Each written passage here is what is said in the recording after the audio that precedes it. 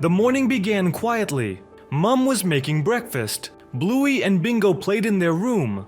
Dad stood by the window, unmoving. He didn't respond when Mom called him. He just stared outside. The street was silent, still. When Bluey peeked through the curtain, she saw their neighbor Wendy walking slowly down the road. Her steps were stiff, mechanical. Her eyes were open but empty. Behind her came more figures, moving the same way. Mom calmly lowered the blinds and locked the front door. She didn't explain, just said, "Stay inside." Dad sat in his chair, silent, unblinking. He didn't speak again. Bluey, unaware of what was happening, came up with a new game. Infection. In her game, one person becomes a zombie and tries to tag the others. Bingo hesitated. She didn't want to play. Bluey laughed and started creeping around the house with her arms outstretched. The game stopped when Dad stood up. His movement was sudden, unnatural. He turned toward them, no words, no expression. His footsteps were slow, heavy, and then he reached forward. Bluey and Bingo screamed and ran, slamming the door to the storage room behind them. Outside, footsteps, measured, repeating, no voice, no sound.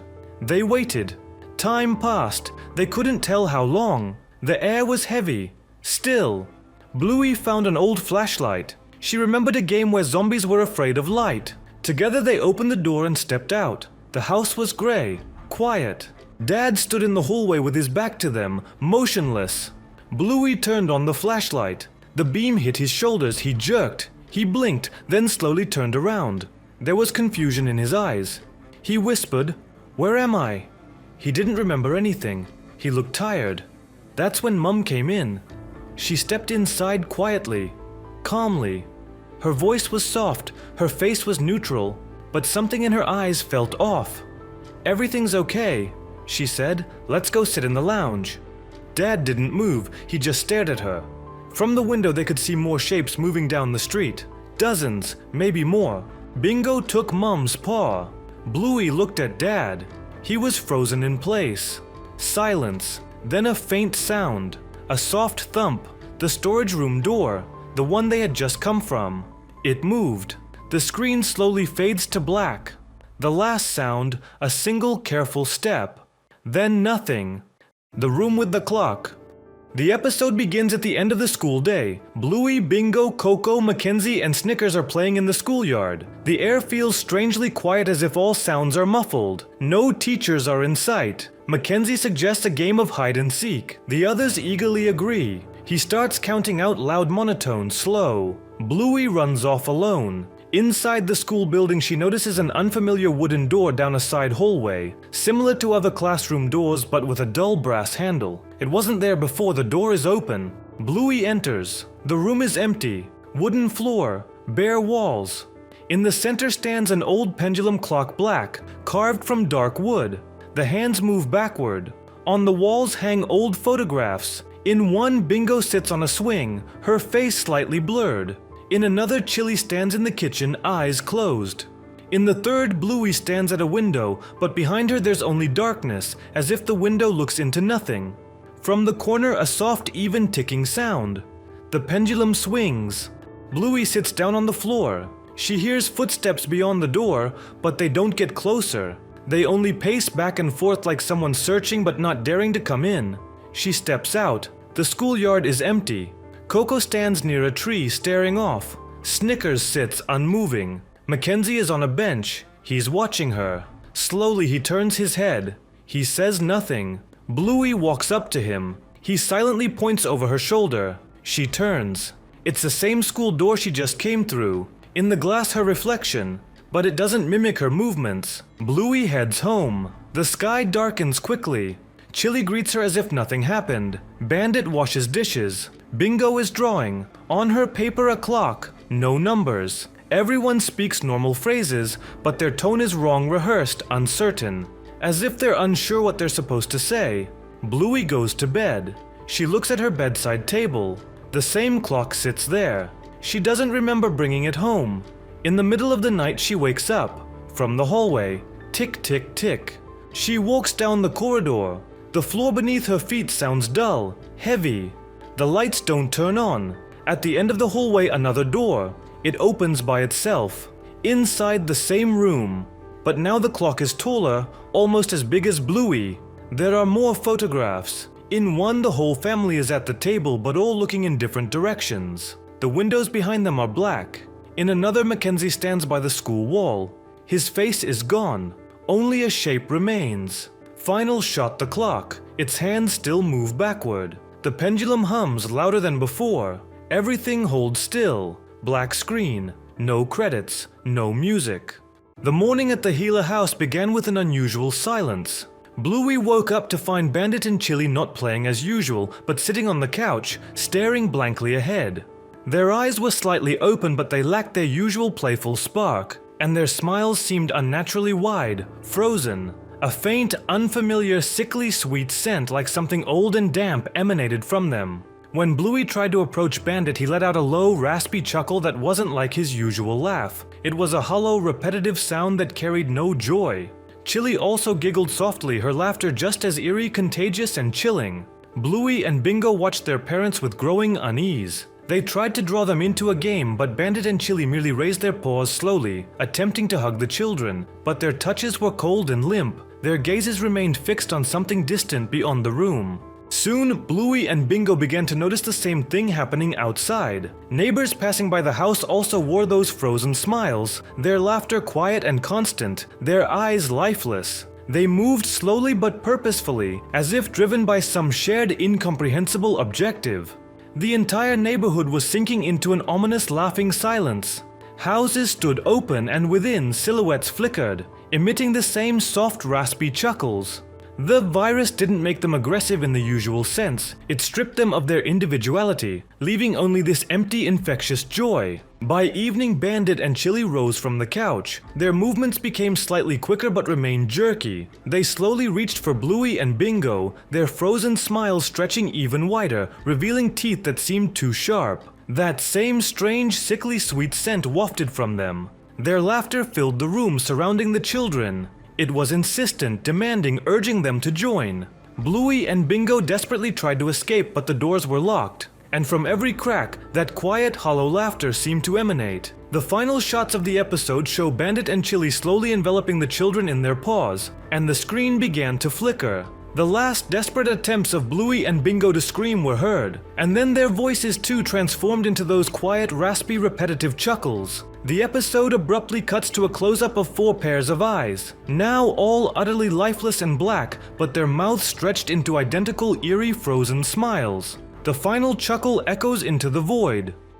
After Bluey whispered, "Now it's my turn to hide," the room felt colder. The open closet door was a deeper black than any shadow, a void that seemed to pull at the edges of the room. Bingo still slept peacefully, unaware, but Bluey, unblinking, rose from the floor. Her movements were slow, deliberate, almost too graceful. She walked to the closet not like herself but like something else was guiding her. The air around her shimmered, barely perceptible. Without hesitation, she stepped into the darkness of the closet. The door swung shut behind her, not with a creak, but with a soft final click. The room was silent again, save for Bingo's gentle breathing, and the faintest, almost imperceptible hum that seemed to emanate from the closet itself. The next morning, Bingo woke up. Bluey wasn't in her bed. Bingo called her name, no answer. She checked the closet. It was empty. The family began to search. Bandit and Chili called out for Bluey, their voices growing increasingly strained. They looked under beds, behind curtains, in every corner of the house. No sign of her. The house felt different now. Colder in certain spots, and a faint sweet smell, like damp earth mixed with something metallic, hung in the air, especially near the closet. Bandit tried to joke, maybe she's playing a really good hiding game. But his smile was tight, his eyes darting towards the closet door. Days turned into weeks. Bluey was still gone. The parents grew quieter, their laughter replaced by long silences. Bingo seemed confused, asking about Bluey less and less. The strange smell in the house intensified, sometimes accompanied by a soft rhythmic thump-thump-thump from within the walls. Usually when no one was looking directly at the closet. Bandit tried to cover the closet door with a blanket, then with a piece of wood, but every morning the blanket was on the floor, the wood leaning against the wall, and the closet door was open a tiny crack, just as it had been. One night, Bingo woke up, not to a creak or breathing, but to a soft rhythmic scratching sound. It came from the closet. She looked towards it. The door was wide open, and from the deepest part of the darkness something began to emerge. It was tall, impossibly thin and crooked, like a shadow stretched too far. Its limbs moved with an unnatural jerkiness, and where its face should have been, there were only two faintly glowing wet points of light. Eyes that were too low for an adult, too high for a toy, and yet somehow chillingly familiar. It stepped fully into the room. The creature moved towards Bingo's bed. It was silent except for the continued soft scratching from its fingers dragging on the floor. It stopped beside Bingo's bed, towering over her. It tilted its head, and from its depths a voice emerged. Strange, a little too high, a little too familiar. It was Bluey's voice, but wrong, stretched, distorted. It whispered, "Don't be afraid, now it's your turn to hide with me." The camera pushed in on Bingo's face, wide with terror as a long crooked shadow enveloped her. Then blackness, total silence. There's a lost Bluey episode only spoken about in hushed tones. They call it The Night Bus. It was never officially released. Only fragments of memory and a few screenshots remain. The episode began with Bluey and Bingo waiting with Bandit at a bus stop. It was already late. The sky was dark and the streetlights flickered. They were supposed to catch the last bus home. The air felt heavy, thick, as if the world was holding its breath. The bus pulled up. It looked normal, at first.